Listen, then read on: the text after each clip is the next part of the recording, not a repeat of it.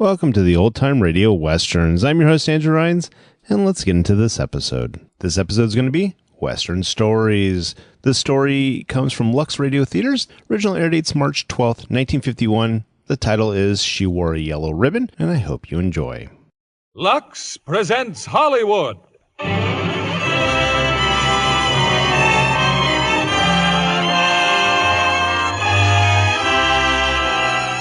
Lever Brothers Company, the makers of Lux Flakes, bring you the Lux Radio Theater, starring John Wayne, Mel Ferrer, and Mala Powers in She Wore a Yellow Ribbon.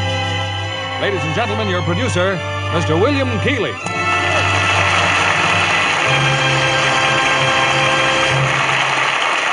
Greetings from Hollywood, ladies and gentlemen.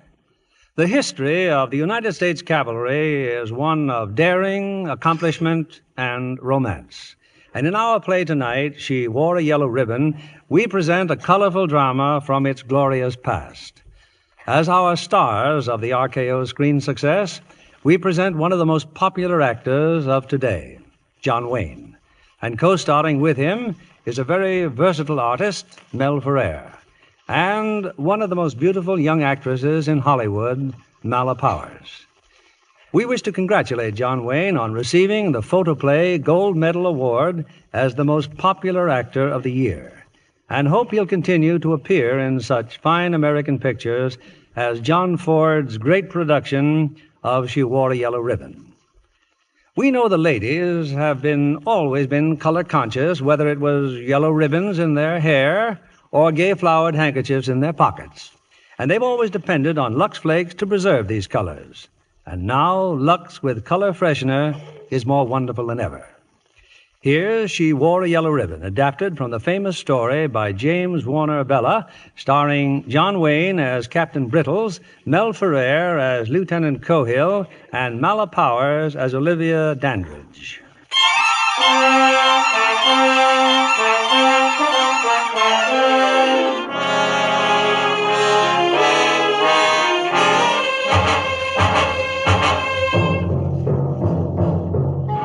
It is 1876. Custer is dead. Custer and over 200 men of the 7th Cavalry. It's more than just a victory for the Indians. It is a signal to unite. Kiowa, Comanche, Arapaho, Sioux, and Apache, united in common war against the United States Cavalry.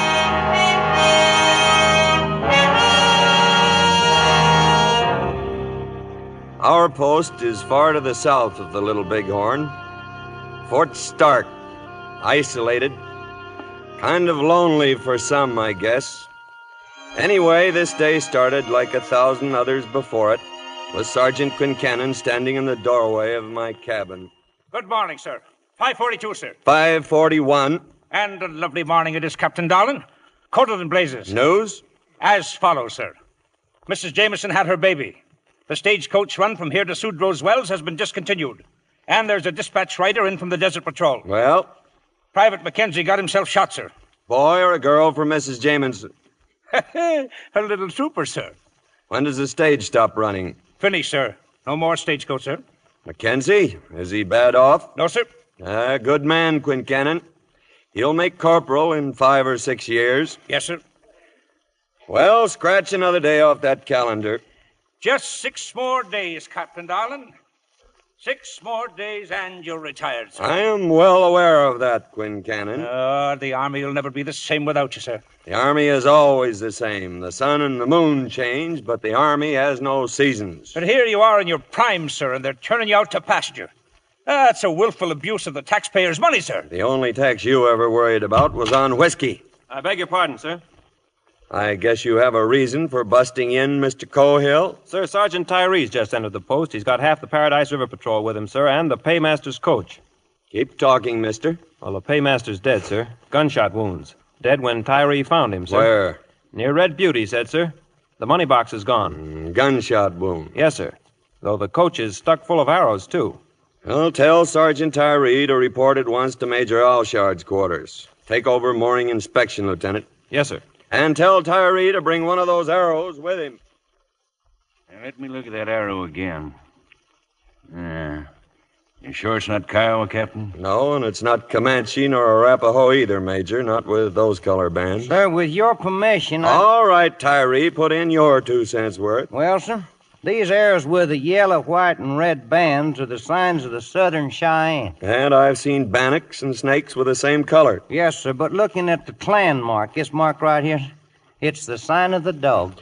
Then tell me, what in blazes would Cheyenne be doing this far south? That ain't my department, sir. Alert the post, Sergeant. Yes, sir. And get some rest. Thank you, sir.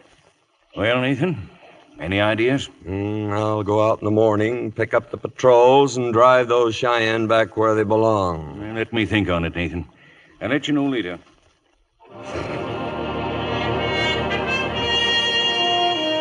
The day wore on. Now, life within a post isn't all spit and polish. Take Lieutenant Pennell, for instance, and the Major's niece. Pennell's got a buckboard, and it's a fine day for a drive. Only he's having a little trouble at the gates. You heard me, Mr. Pennell. The post is on alert. Nobody's leaving the grounds. Oh, now, wait a minute, Cohill. You heard me. Sorry to spoil your outing, Miss Dandridge. Sorry, indeed. Because I wouldn't trust you to take me on a picnic last Sunday. Now you're hazing Mr. Pennell. You just drive right on through, Ross. If you don't, I will. You touch those reins and I'll slap you in the guardhouse. You wouldn't dare. Someone placing you under arrest, Miss Dandridge? It's Lieutenant Cohill, Captain. He suddenly decided that he can order me around. Sir, I was merely following I orders. believe you interrupted the lady, Mr. Cohill. He certainly did. Now, I don't want to make a scene, Captain. But First Lieutenant Cohill has made up his mind that Second Lieutenant Pennell hasn't rank enough to be seen in my company. Sir, if I now could just... you're interrupting. Yes, sir. Any further complaint, Miss Dandridge? Complaint? Oh, I'm not complaining, Captain. Aha. Mr. Cohill, wipe that grin off your face and state your case. Sir, I've denied Mr. Pennell permission to leave the post. And for what purpose did you wish to leave the post, Mr. Pennell? Picnicking, sir. Picnicking? Miss Dandridge? Where? In St. Louis? Oh, no, sir. Just up at the waterfall, sir. But I'm sorry. Never apologize, mister. It is a sign of weakness. Mr. Cohill, I see no reason why Mr. Pennell should not go picnicking. Very good, sir. Thank you, Captain. But Miss Dandridge, Mr. Cohill was quite right in denying you permission to leave under the present emergency. If you will be so kind as to get out of the buckboard. Oh, but really... Your arm, ma'am. Thank you. Mr. Pennell, you may proceed with your picnic. This way, Miss Dandridge. Pass, Lieutenant Pennell. Yes, sir. Where'd you say you were holding your picnic? I'll tell you where. At Delmonico's in New York about 2 months from now. With Olivia, see? And I won't be wearing any blue suit either, bub. Get it! The Major sent for me early that evening. He had made up his mind. I guess there's no other course to take, Nathan. Find those Cheyennes and push them back. Oh, by the way, here's the last report on Custer's outfit. 212 men, Nathan. Headquarters expects a hard and bloody winter. Sitting Bull preaching a holy war.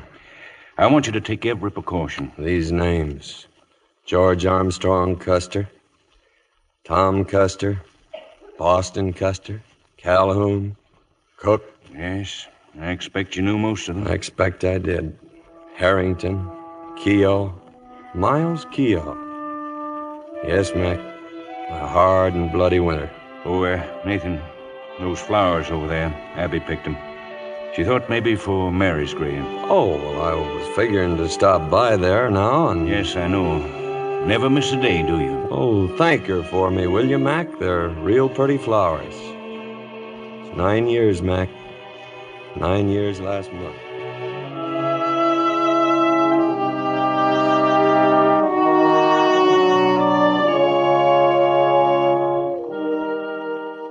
The flowers here, Abby, are from Mary. She raised them herself. Well, only 6 more days to go, and your old Nathan will be out of the Army. Haven't decided what I'll do yet. Somehow, I just can't picture myself back there on the banks of the Wabash, rocking on a front porch. No, I've been thinking that maybe I'd push on west to the new settlements in California. Anyway, I'm taking the troops out in the morning. Some Cheyennes around, so I pick up the patrols and drive them back north. My last mission, Mary. Hard to believe, isn't it? My last? I hope I'm not intruding, Captain. Why, no, ma'am, not at all. I was just... I know. I've watched you come out here so many times. I'm sorry I made such a fool of myself this morning. You made a fool out of a couple of young lieutenants. That's never against Army regulations. Then I'm forgiven? You're forgiven. Thank you, Captain. Good night. Good night, Miss Dandridge. She's a nice girl, Mary. She reminds me of you.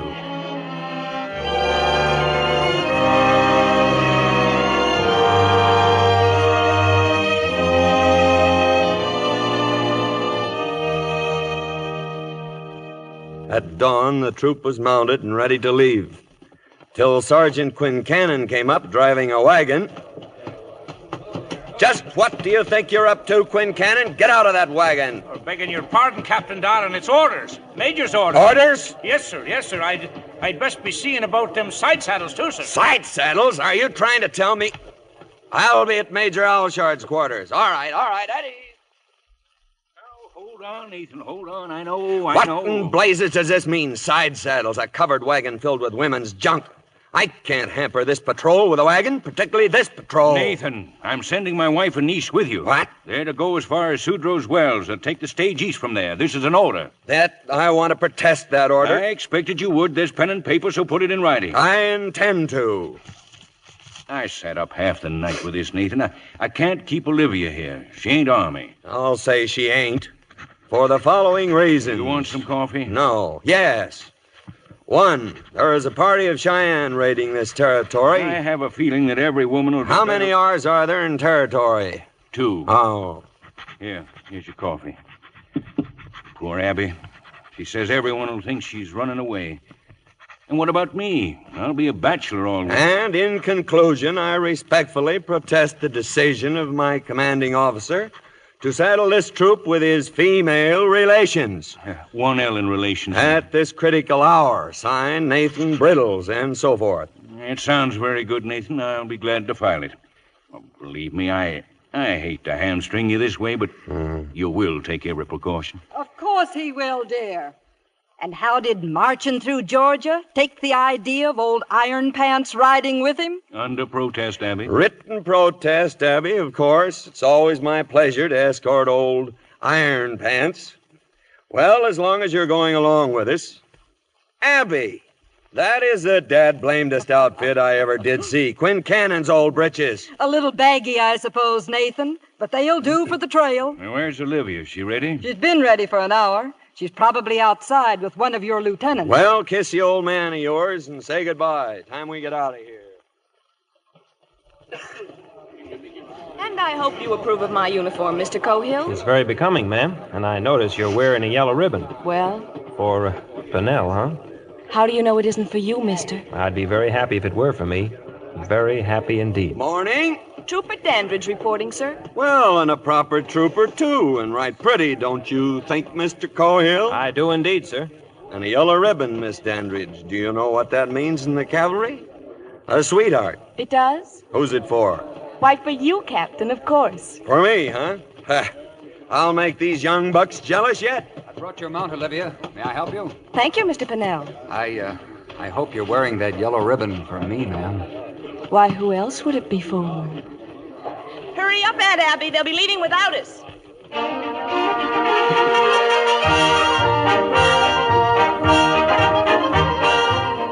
So we left the post. Just another routine mission. Folks waving goodbye, kids yelling, dogs barking. Only one thing in particular caught my eye. As we rode past the store, I saw Mr. Reinders, the sutler, in the back of the stable. He was hitching up his buckboard. Some hours later on the trail.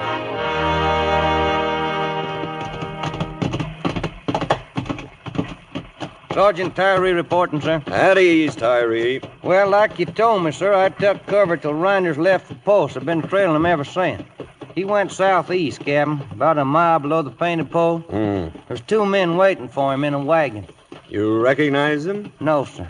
and it didn't seem prudent to inquire. Now, what do you suppose they were doing that far south, and why did Mr. Rynders leave the post in the first place? He's a storekeeper, sir. That's right, licensed to sell merchandise to folks all over this territory.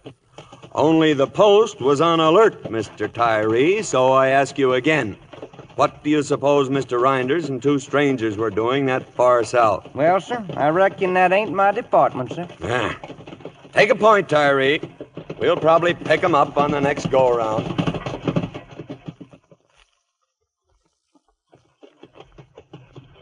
Romantic, isn't it, Miss Dandridge? Guidons gaily fluttering, bronzed men lustily singing, horses prancing, and bunions aching. Must you always be so vulgar, Mr. Cohill? The cavalry doesn't go in for refinements, Miss Dandridge. Cavalry? This ridiculous business of dismounting and walking every hour or so. You might as well be in the infantry. We soon would be if we didn't ease these mounts. Why don't you ride in a wagon with Mrs. Allshard? No, thank you. And if you don't mind, I'd like permission to ride back along the line. Why? If you must know, I'd rather share the dust back there with Mr. Pennell. Haven't you already thrown enough dust in Pennell's eyes? Why don't you give him a chance? Mr. Cohill! Yes, sir? Relieve Mr. Pennell with the rear guard. Yes, sir. Everything under control here, miss? Thank you, Captain. Everything's just fine.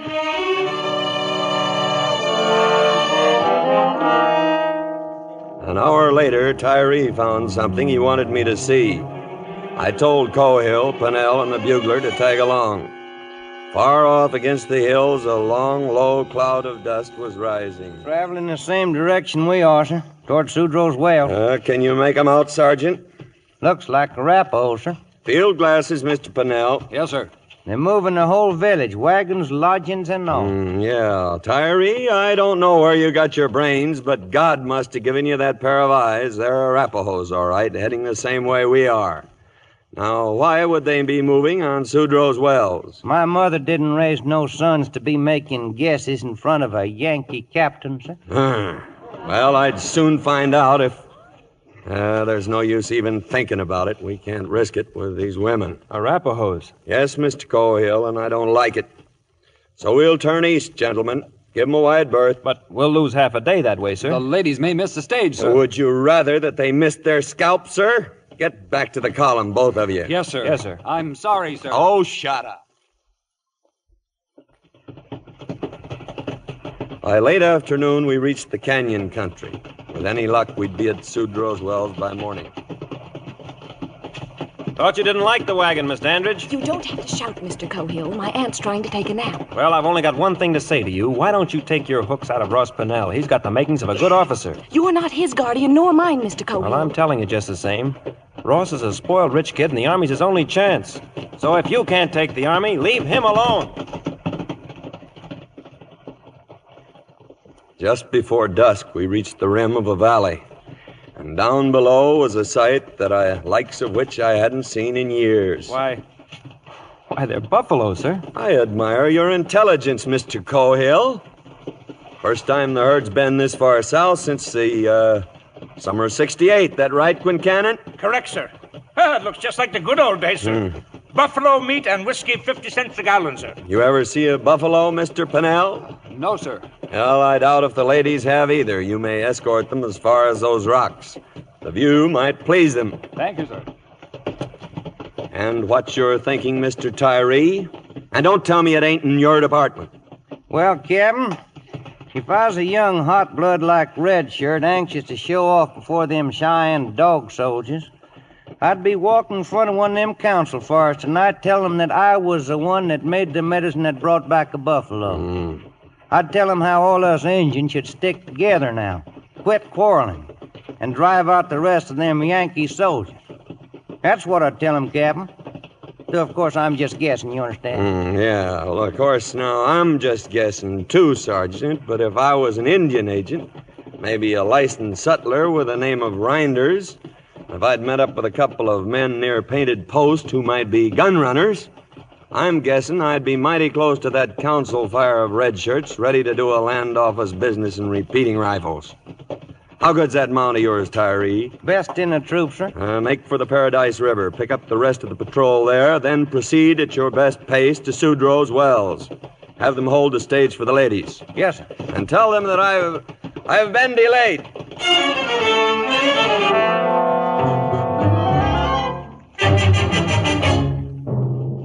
If we kept moving all night, we'd reach Sudrow Wells by dawn.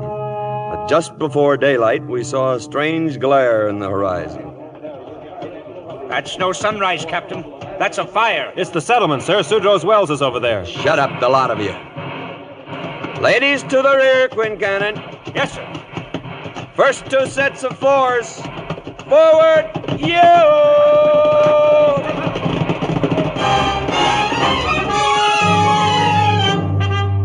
We rode into Sudrow's Wells at top speed. But all that was left was a huddle of survivors and a pile of ashes. We'd come too late.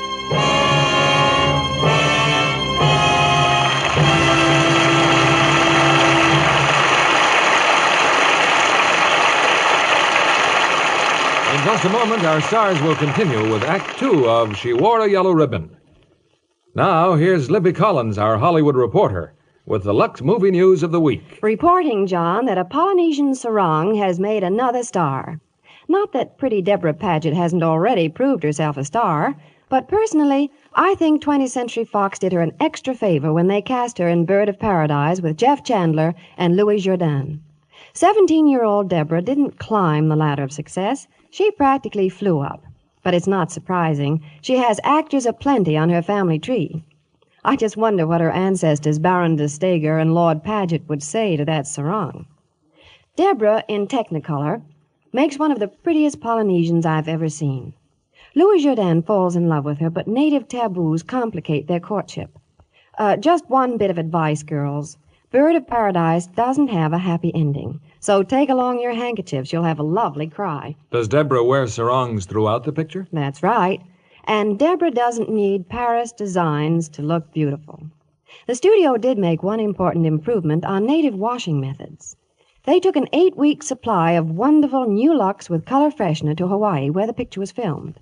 It was so important in the Technicolor shots to keep Deborah's bright Polynesian prints sharp and dramatic, they wouldn't risk any other way of washing. There's nothing in the world just like wonderful new Lux with color freshener. Hollywood studios insist on it, and the stars themselves say it's more marvelous than ever. This remarkable new Lux is ideal for white things. You know how often white blouses get yellowed or gray-looking. Well, new Lux with color freshener keeps them dazzling white as new. Prints have such zing and snap you can hardly believe your eyes. All colors stay bright and beautiful, just the way you want them.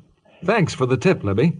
If New Lux with color freshener does that for a sarong, think what it can do for your spring prints, your summer dresses and blouses. Why don't you get a big box tomorrow?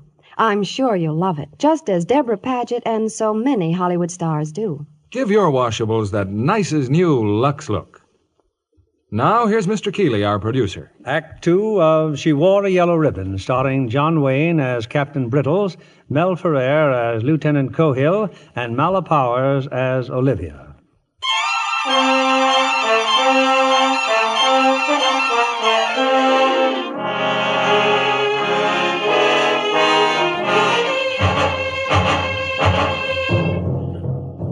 Among the survivors at Sudrow's Wells were 7 men from the Paradise River Patrol under Corporal Quain. Quain had been badly wounded. Arapaho, sir, they jumped us at sundown yesterday, sir. Yes, well, your report can wait, Quain. Doctor, over here. I better give it to you while I can, sir. They had us ringed. At night, we got away. We made it to the relief point, sir, but you weren't there. Just Sergeant Tyree alone, I wanted to be there, Corporal. We got here before midnight, and then they closed in. Thank you. A good, clear report, Corporal. Show up in your record when you come up for that extra stripe in 2 or 3 years. Thank you, sir. Who are they, Tyree? Cheyenne dog party. About 30 Arapahoes with them. They banded up under Red Shirt. Well, that blows the lid, doesn't it? How many dead here? 5, sir. Ma and Pa Sudrow, 1 other woman, 2 men. Children see it? No, sir. Found them hiding in the smokehouse. Tyree, I think it's about time I did retire. Sir, one of the dead is Trooper Smith. Smith? Wasn't for him, sir, there'd a lot more of us been gone. Smith? I Served under him for more than a year, sir. Wilderness campaign. Oh, yes, I know. Mr. Cohill. Sir? Where are the women? They've rounded up the children, sir, getting them quieted down, sir. Assign a burial party, Mr. Cohill. Then I'll want this column moving again within an hour. There's a storm coming up.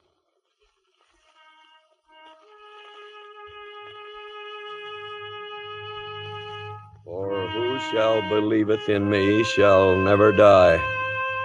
I commend to your keeping, sir, the souls of John Sudrow and his wife Martha, Albert Bridges and his wife Annie, and also the soul of Rome Clay, late Brigadier General, Confederate States Army, known to his comrades here as Trooper John Smith, United States Cavalry, a gallant soldier and a Christian gentleman. Amen.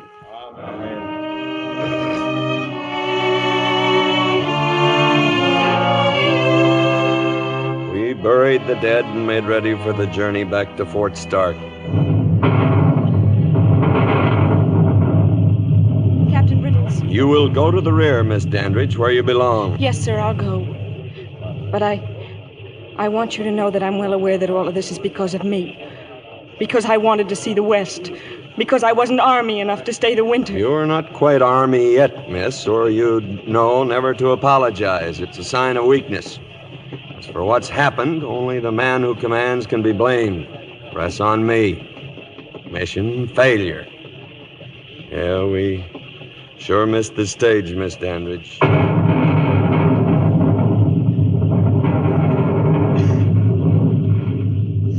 Pass the word.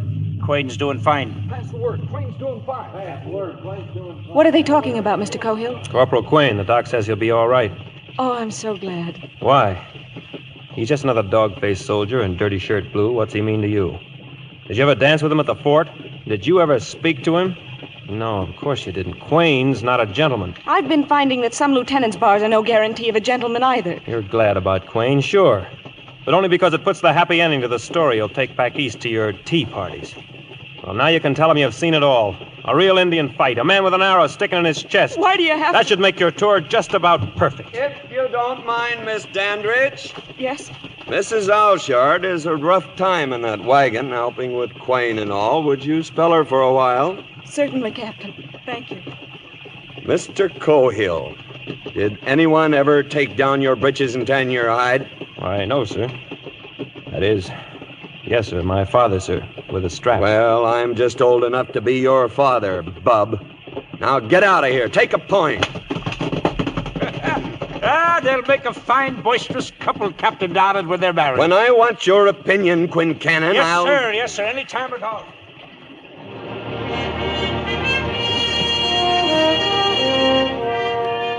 Rain let up that afternoon, and at dusk I called a halt. We'd stop a while and rest. We needed it. All of us. I wouldn't go any further if I were you. Captain Brittle said we'd be here for 2 hours. I didn't hear him say anything about taking a walk. There's probably 100 hostiles out there. You think that's a whippoorwill? Come on, Olivia, let's go back. I can walk alone, thank you. Olivia, please. The old man says don't ever apologize. It's a sign of weakness. But I'm sorry for everything I've said and done. Oh, honey, you know how I feel about you. Flint, if you'd only... All right, Cohill. Let's get her over with. Pull your blouse. You crazy, mister? Don't pull rank on me. You've been green-eyed ever since she put that yellow ribbon on. Button up that shirt, mister. Ross, please. You can sneer all you want to, but you keep your paws off my girl. All right, mister. I'll accommodate you. Ross, no! Button your shirt, Mr. Pennell. I thought better of you. 4 years out here and still acting like a wet-eared cadet on the Hudson. What is this all about, Mr. Cohill? Sir, I must decline to answer, respectfully. Mr. Cohill, it is a bitter thing indeed to learn that an officer who has had 9 years' experience in the cavalry, the officer to whom I am surrendering command of this troop in 2 more days, should have so little grasp of leadership as to allow himself to be chivied into a go at fisticuffs while taps have barely sounded over a brave man's grave. God help this troop when I'm gone. Sir, it was my fault. You're at attention, Mr. Pennell. It was a misunderstanding, You'll Captain. oblige Miss Dandridge by getting back to troop area. Yes, sir. Mr. Cohill, you will have the men build their squad fires higher. Make the fullest show of bedding down here for the night. Then we're sneaking out, heading for the river. Is that clear, Mr. Cohill? Yes, sir. I'm sorry, Ross. Sorry, Flint.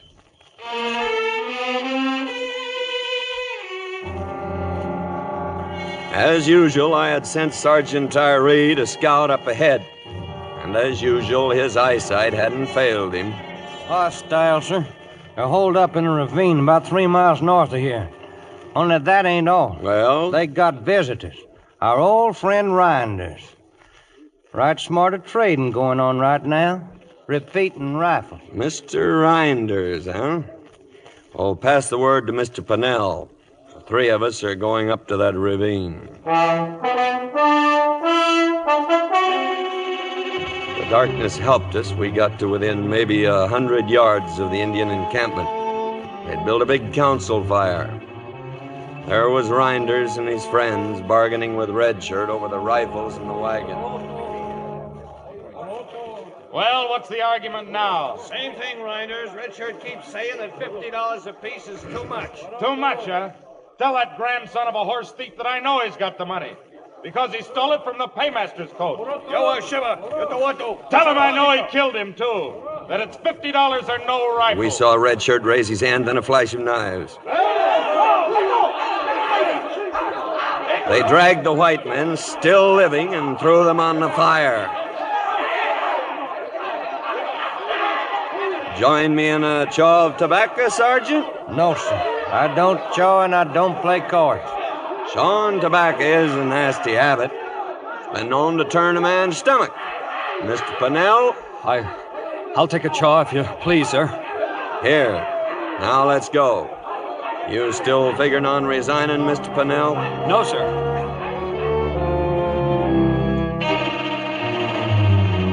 When we got back to the column, I called a meeting of the officers and sergeants. All present, sir. Any time between now and daylight, gentlemen, we can expect an attack. That means the main column is leaving here right now. We will leave a rear guard under 1 officer. Sir, I'd consider it a privilege if I Thank could... you, Mr. Pennell. Your offer to volunteer will go on your record, if you still wish to make a record. Mr. Cohill, 2 squads will remain behind. You will be in command. May I have the 1st and 2nd, sir? The 2nd squad has too many old married men. 1st and 5th, sir. You will cover our crossing and dig in. Yes, sir. Then pass the word and let's start moving.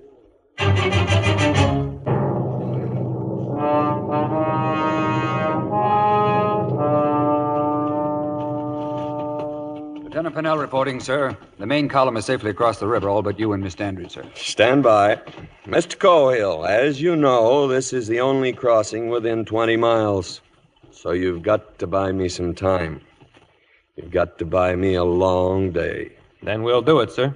I know you will, Flint. Flint. Took you 9 years to call me that, sir. And it was well worth waiting for. Well, we'll get you out of here, son. Just hang on. We'll get you out of this pocket by noon tomorrow. Mount your horse, Miss Dandridge. Flint, wait! Well, haul off and kiss her, blast you. We haven't got all night. Yes, sir. Thank you, sir. I'll be back, man. I'll be back, I promise you. Oh, what are you waiting for, Mr. Pennell? Escort the lady across the river. If you'll follow me. Ross. I'm sorry, Ross. But I guess that's how it is. You and Flint. Yeah, sure. Good luck, Flint.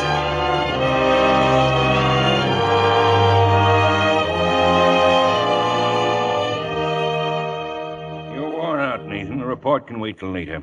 Just thank heaven so many of you got safely back here to post. It is my duty to report, Major Allshard. Mission a failure. Oh, fiddlesticks. It was our fault. You did everything and I more have than never a man. worn a coat of whitewash yet, Abby, and I won't start now. I failed at Sudrow's. I failed to keep Rynders' rifles from the tribes, and I failed at everything.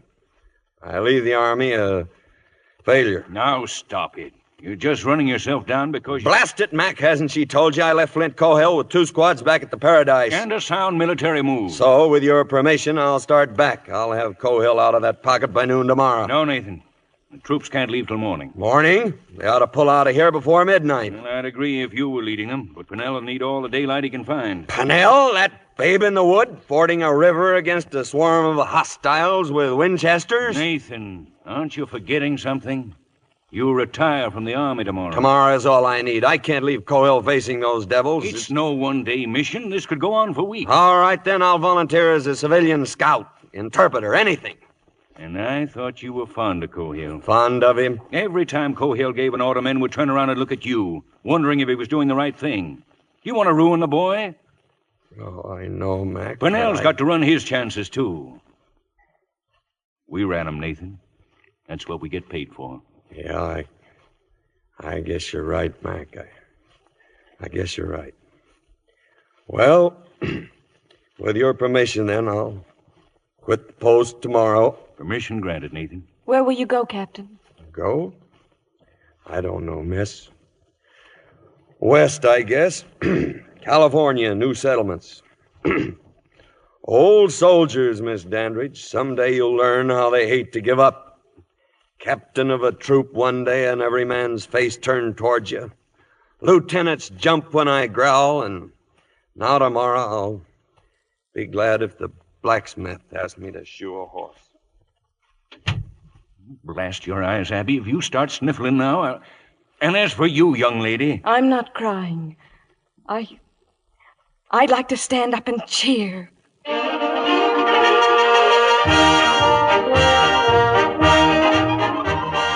At dawn the next morning, I reviewed the troops. My last review. They had a present for me. Watch and chain, solid silver, brought in special. St. Louis. It's engraved on the back, sir. Captain Brittles from C Troop, lest we forget. Lest we forget. We had hoped to hold a dance in your honor, sir, but under the circumstances... Oh, thank you. Thank you all. You will do me one last favor, Mr. Pennell. Take your troop and proceed on your mission. Yes, sir. Forward! Yo! Good luck, C Troop. Good luck.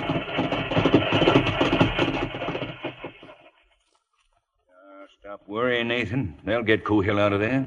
But that's not enough, is it, Mac? Within a week, those hostiles will be here on your doorstep. Then what? Oh, we'll take care of them. Yeah, well, I'll say goodbye. Oh, I left my other saddle in the cabin. Give it to Abby. It'll be easier on her disposition. Say goodbye to her for me, Mac. He'll do no such thing, Nathan Brittles. Goodbye is a word we don't use in the cavalry. Now come here. Yes, ma'am. Until our next post, dear. Thank you, Abby.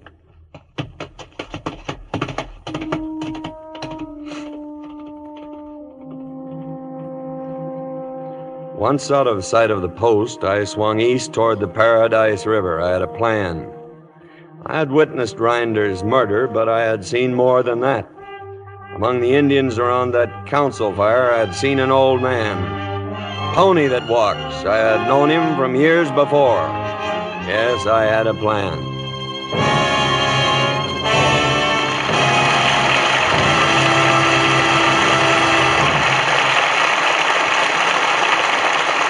And now, a brief intermission before our stars return with Act 3 of She Wore a Yellow Ribbon. I've chosen as our special guest tonight Hollywood-born Leslie Banning, who is building a very successful career as a freelance actress. You've made a picture recently at RKO, haven't you, Leslie? Well, yes, I have, Mr. Keeley. But I haven't even seen the rushes yet. Well, I'll let you in on a secret. John Farrow, the director, told me you've done a splendid job. Well, that's good news, Mr. Keeley. You did better than my spy. And who was that? Jane Russell. She's my sister-in-law, you know. Oh, yes, of course. While Jane was working on Howard Hughes' production of His Kind of Woman with Robert Mitchum, I asked her to get some inside information, but she wouldn't talk. Perhaps you should have asked Jane to sing. You know, she plays a sultry nightclub singer in search of romance, and naturally, she finds it with Robert Mitchum in this action-packed drama. Glamour and sophistication become this new Jane. Practically swooned over the gorgeous clothes she wears in his kind of woman. 19 different outfits. Judging by appearances, you yourself can face any clothes competition with distinction. Thank you, Mr. Keeley.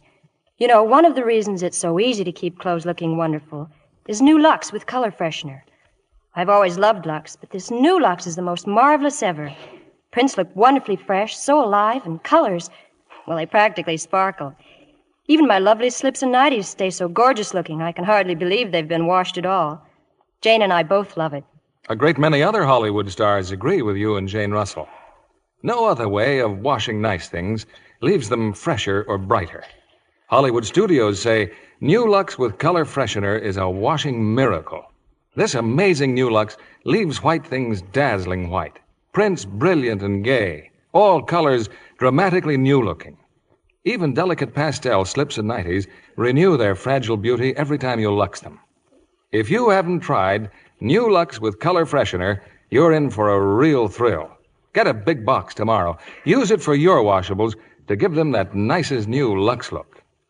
Thank you for coming tonight, Leslie Banning. It's been a pleasure, Mr. Kennedy. We pause now for station identification. This is CBS, the Columbia Broadcasting System.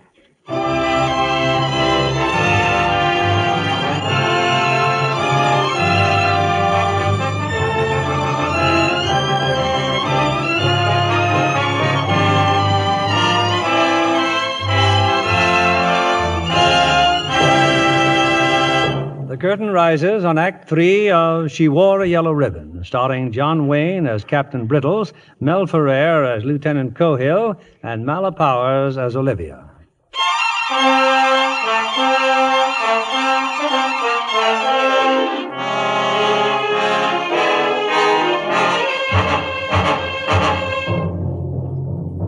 I was back with a troop by nightfall. Pennell, to my surprise, had effected the relief of Cohill's men without incident. And so far, the Indians had failed to make a move.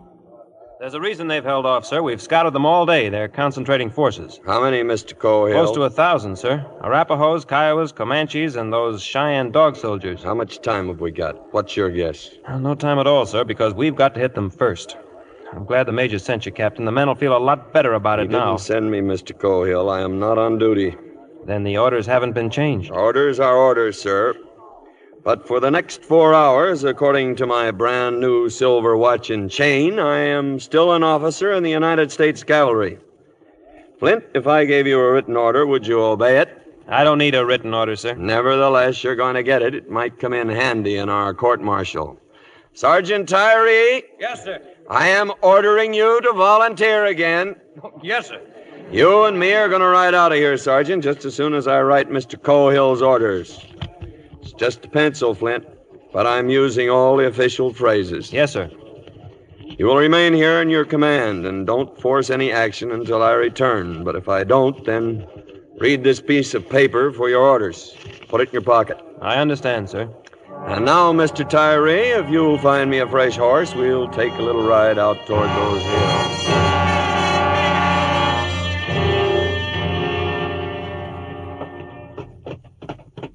Not that it's any of my business, sir, but may I ask where we're going? That's a foolish question, Sergeant. You know as well as I do. Yes, sir. To the Indian encampment. You aiming to powwow with Red Shirt, Captain? I am not that crazy. No, sir. But there is a chief who might listen to us. Pony that walks. Ever hear of him? Yes, sir, but he's an old man. That makes two of us who've seen enough of war. Yes, sir. In case you don't know it, sir, that ain't a bird. Walk your horse, Sergeant.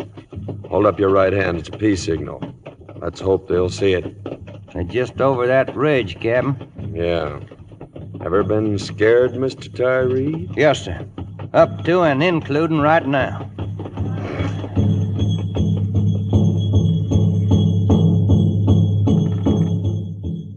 We reached the crest and rode past their guards. They swarmed in on every side, warriors in full paint, crazy for blood. We forced our way through to the council fire. Their leaders, half a dozen of them, stood in front of us. Then Red Shirt fired an arrow at my feet. We come in peace. This Red Shirt knows. but he answers with an arrow before we can talk. I take his arrow from the ground. I break the arrow of Red Shirt. I spit on his arrow. I will speak with Pony that walks. Nathan, I am Christian. Hallelujah. Old friend me. Long time. I have come in peace, Pony that walks. Take salt, Nathan, take salt.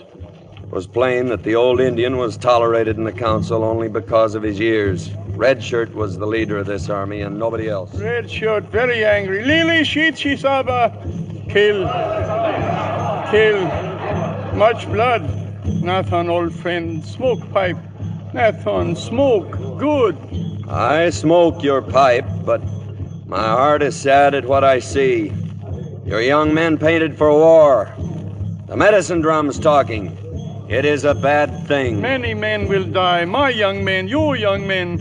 No good. We must stop this war. The young men do not listen to me. They listen to big medicine. Yellow hair Custer dead. Buffalo come back. Great sign. Too late, Nathan. You come with me. We hunt buffalo together. Smoke many pipes. We are too old for war. Yes, we are too old for war, but old men should stop wars. Too late. Soon many squaws sing death songs, many lodges empty. You come with me. We hunt buffalo. Get drunk together. Hallelujah. No, old friend, I must go. I go far away. You will go in peace, Nathan. I put Manitou round neck. No harm. Washkiola.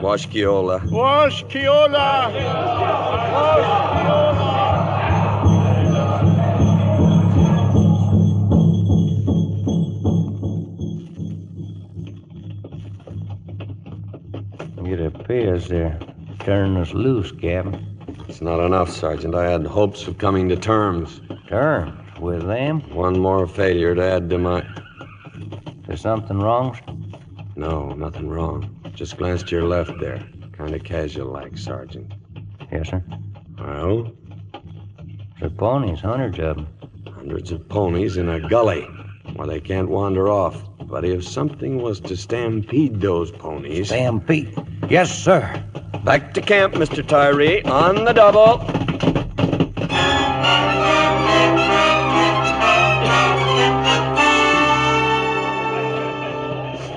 Lieutenant Cohill reporting, sir. Troops ready to move, sir. The men know their assignments. Yes, sir. The column in single file, leading mounts. We're to follow you, sir, proceeding with the utmost quiet.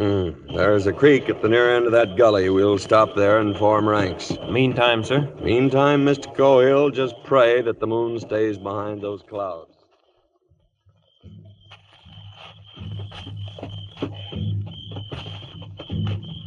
Troop, halt. Pass the word. Halt and pass the word. Mr. Cohill, can you read the time by my brand new silver watch and chain? Yes, sir. 12 minutes to midnight, sir. The gully lies straight ahead of us. On signal, we'll gallop through that draw and stampede the herd out the other end into their encampment. Questions, Mr. Cohill? No questions, sir. Mount and pass the word. Mount and pass the word. Mount and pass the word. Bugler? Sir? A count of 3 and sound the charge.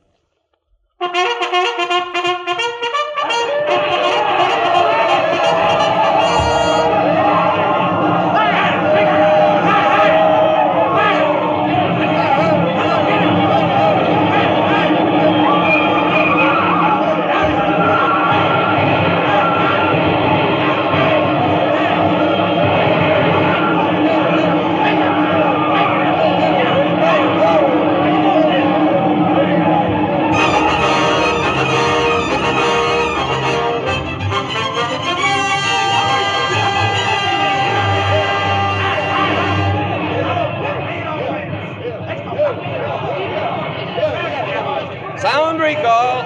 Sound recall!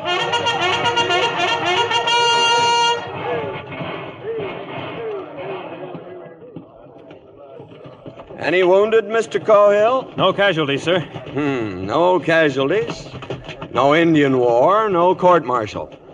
You'll have a time rounding up those hostiles, Mr. Cohill, but they'll not get very far on foot. Take them back to the post, sir? No, back to the reservation.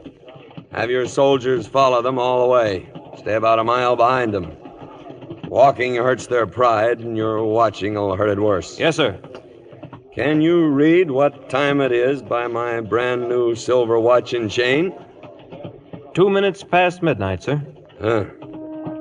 I've been a civilian for 2 minutes. It's hard to believe. It's your army, Mr. Cohill. Good luck.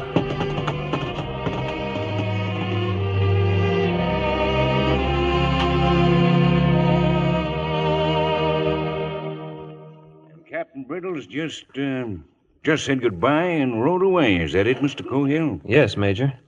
We got the hostiles on the trail, sir. Then I left Lieutenant Pennell in charge and returned here to report, sir. So Nathan's finished with the Army, is he? Well, the Army isn't finished with him. Who's your best rider, Mr. Cohill? Why, Sergeant Tyree, sir. Then tell Sergeant Tyree I want to see him right away.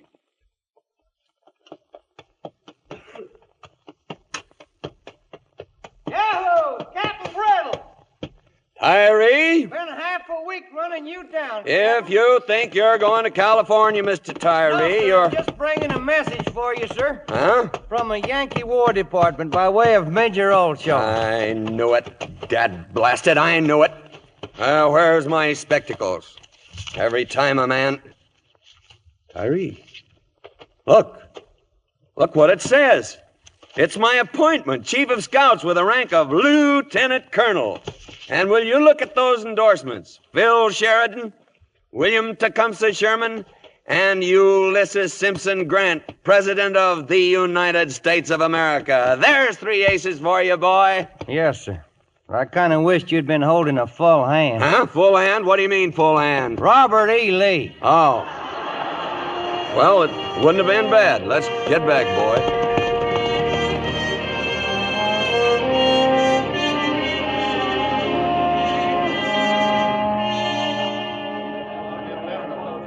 Here he is, Major, sir. He's coming up the steps now. Open the door, Quincannon. Yes, sir.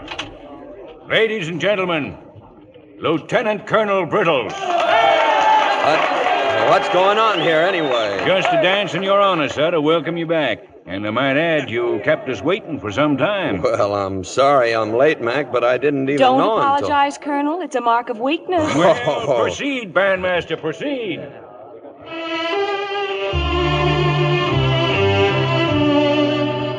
Old Iron Pants has a request to make. Your arm, Nathan. Thank you, Abby. And, sir.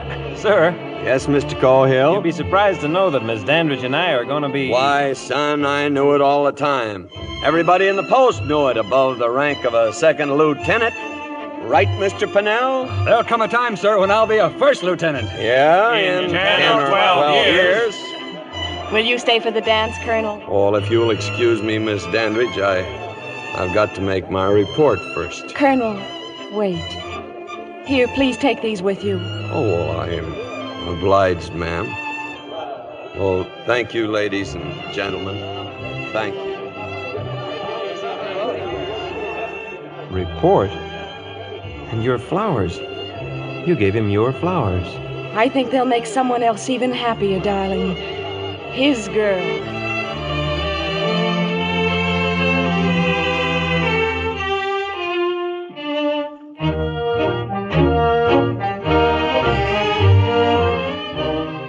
So ends the story of Captain Brittles and the troops he led. The dog-faced soldiers, the 50 cents a day professionals riding the outpost of a nation. From Fort Reno to Fort Apache, from Sheridan to Stockton. Men in dirty shirt blue, and only a cold page in the history books to mark their passing. But wherever they rode and whatever they fought for, that place became the United States.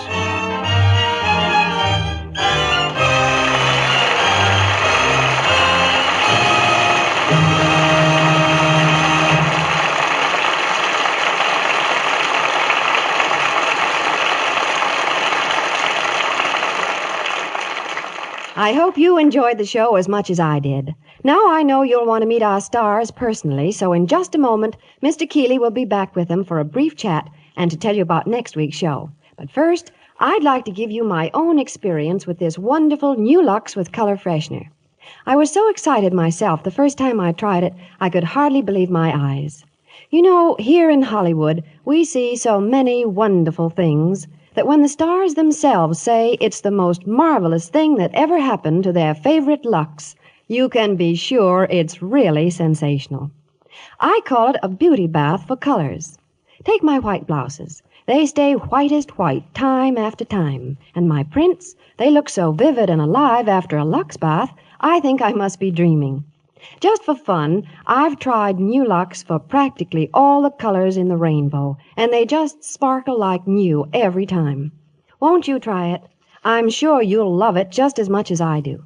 Do me a favor, won't you? You'll be doing yourself one. Get a big box of new Lux tomorrow and give your washables that nice as new Lux look.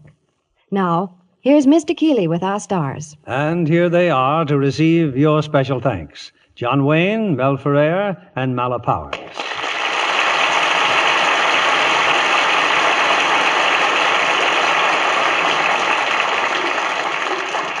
John, we usually advise the young actresses appearing here to use Lux to help their careers. Now, for the young actors, we'll take a tip from you and suggest football. Well, it is true that I went from football to making pictures, but my wife has always used Lux Flakes, and there you have the complete story of my life. Well, John, I'm also an ardent fan of Lux Flakes, but I hope that isn't the complete story of my life. Well, honey, you've got a long way to go, and I'd say you're off to a flying start. And that comes from a man who knows. John, I think you're one actor who can truly say that the secret of your success is hard work. Well, that's for sure. I understand that at one time there were 9 different John Wayne pictures playing simultaneously in local theaters. Well, I like to be active, Mel, and I try to see that all the pictures are filled with the same. For instance, at RKO, I just finished the Edmund Granger production of The Flying Leathernecks. You can guess what that's all about. We're soon leaving for Ireland to do a film with John Ford. Well, why don't you stay with us at RKO and do another picture? Well, okay, Mel. I'd really like a chance to direct something for Howard Hughes like you've been doing. I suppose, John, you're talking about Mel Ferrer's wonderful direction of Faith Domergue in Vendetta. That's exactly what I'm talking about. Producing, acting, directing. Now you know the secret of John Wayne's success. Hard work. Well, speaking of hard work, Bill, what are you doing here next week? Mel, we've really selected an exceptional cast for next week's play, and we'll present them in Metro-Goldwyn-Mayer's electrifying drama, The Red Danube. And from the original cast, we have 3 great stars: Walter Pidgeon, Peter Lawford, Janet Leigh. You won't want to miss this gripping story combined with a tender romance. It sounds wonderful. Good night. Good night. Good night, and all our thanks.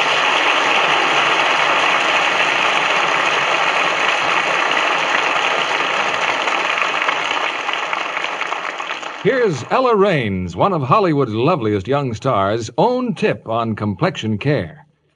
I never skip my Lux Soap facials a single day, she says. They're so quick and easy.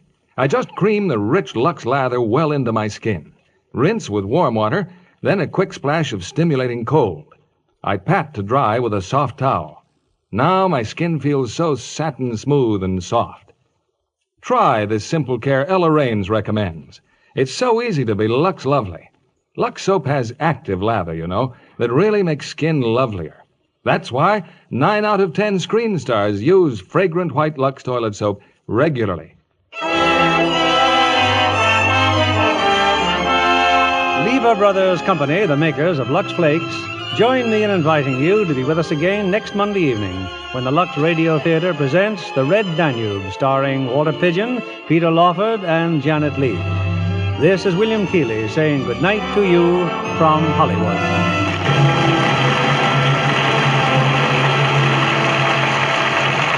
Mala Powers appeared through the courtesy of RKO, producers of Payment on Demand, starring Betty Davis and Barry Sullivan.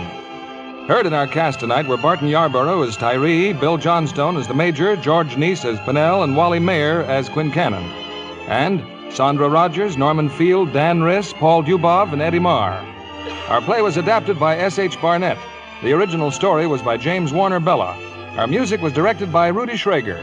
This is your announcer, John Milton Kennedy, reminding you to join us again next Monday night to hear Walter Pidgeon, Peter Lawford, and Janet Leigh in The Red Danube. Stay tuned for My Friend Irma, which follows over these same stations. This is CBS, the Columbia Broadcasting System.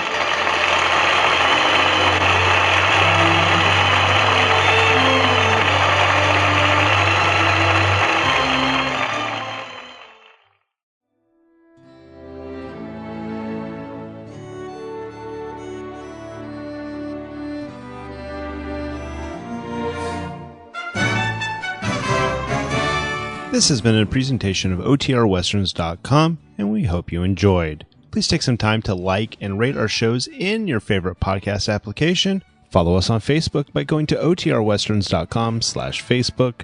Join in the conversation by going to OTRWesterns.com/Discord. And don't forget to send us an email, podcast@OTRWesterns.com. This episode is copyright under the Attribution Non-Commercial Share Alike copyright. For more information, go to OTRWesterns.com/copyright. Have a great day, and again, thanks for listening.